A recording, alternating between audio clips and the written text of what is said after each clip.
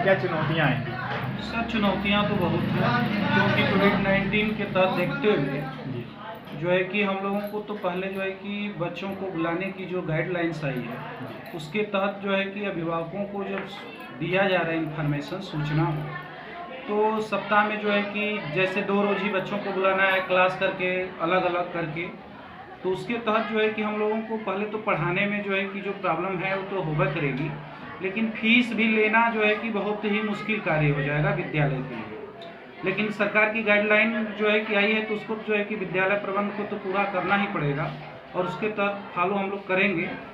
और रह गई जो है कि तैयारियों की बात, तो बच्चे जो है कि अभी तो 8 महीने, लगभग 9 महीने हो गया विद्यालय बंद हुए, और सामने हम लोगों को बच्चों को लाने के लिए विद्यालय में बहुत बड़ा मेहनत करना होगा, प्रयास करना होगा। यही सब हैं सर जो है कि प्रॉब्लम चाहेंगे। मेरा नाम ऋषभ सिंह है। मैं CP unique convent school Shivapur Manrajpur Sailraja का प्रबंधक हूँ। सर पिछले कुछ दिन पहले योगी जी का आदेश आया हुआ था कि 10 तारीख से 6 से 8 तक के विद्यालय खोलने के लिए, तो आपके लिए क्या चुनौतियां होंगी और इससे निपटने के लिए क्या आपकी व्यवस्थाएं हैं? चुनौतियाँ तो देखिए बहुत ज़्यादा हैं। अगर प्रैक्टिकल रूप में बात की जाए तो चूँकि देखिए हम लोग ग्रामीण अंचल के विद्यालय हैं जी। और ऑनलाइन क्लास सरकार कही चलाने के लिए हमने प्रयास भी किया शिक्षकों के साथ चलाने का, लेकिन आपको पता है कि अगर 100 बच्चों में से 10 बच्चे ही ऐसे हैं जिनके पास स्मार्टफोन जो है वो अवेलेबल हैं, तो बस 10 बच्चों के अलावा 90 बच्चे जो हमारे थे उनकी शिक्षा दीक्षा जो पिछले 8 महीने से बंद थी। तो खुशी है, बधाई है सारे प्रबंधक बंधुओं को कि हमारा जो विद्यालय है वो खुला है। कम से कम जो शिक्षा का एक रफ्तार थी वो पूरी तरीके से बंद हो चुकी थी, उसको जो है फिर से जो है पटरी पे लाना है। आपको ऐसा नहीं लगता है कि नए जो इनका गाइडलाइन आया है उससे काफ़ी दिक्कतें होंगी, जैसे कि 50% से कम बच्चों को बुलाना है, ऐसे में कहाँ तक आप सफल हो पाएंगे इस सत्र को पूरा करने में? ये चुनौतियाँ हैं, बेहद रूप से चुनौतियाँ हैं हमारे पास, क्योंकि देखिए गाइडलाइन के हिसाब से आपको अल्टरनेट करके कक्षा 6 को अलग दिन, 7 को अलग दिन और 8 को अलग अलग दिन जो है कक्षाएँ संचालित करनी है। शिक्षकों को उसके अनुरूप जो है ढालना है।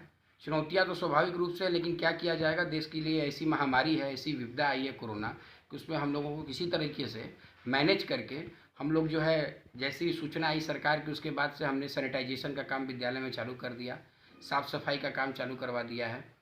अब इसको किसी तरीके से पटरी पर लाया जाएगा, ये हम लोग कोशिश पूरी रहेगी कि बच्चे जो है सोशल डिस्टेंसिंग का पालन करें, आपस में दूरी बनाए रखें, और किसी तरह से जो न कि जो हमने कहा कि जो अभी तक पूरी तरीके से बंद चल रही थी शिक्षा, क्योंकि ग्रामीण इलाकों में ऑनलाइन तो भाई चल नहीं पा रही थी उतनी सुविधानुसार, तो जो पूरी तरीके से बंद थी उससे जो है काफ़ी राहत मिलेगी, और 2 दिन ही 3 दिन जो भी कक्षाएं चलेगी उससे बच्चों को कुछ न कुछ जो है ग्रहण करने का अवसर प्राप्त होगा। इसे 6 से 8 तक के विद्यालय खोलने के लिए, तो कैसा लग रहा है सर, 1 वर्ष बाद फिर से विद्यालय शुरू होने जा रहा है? सर ये तो बहुत ही खुशी का क्षण है। 12 महीने से लगभग बंद विद्यालय कोविड के वजह से आज इतना प्रसन्नता का अनुभव हो रहा है, और ये सबके लिए बधाई का विषय है।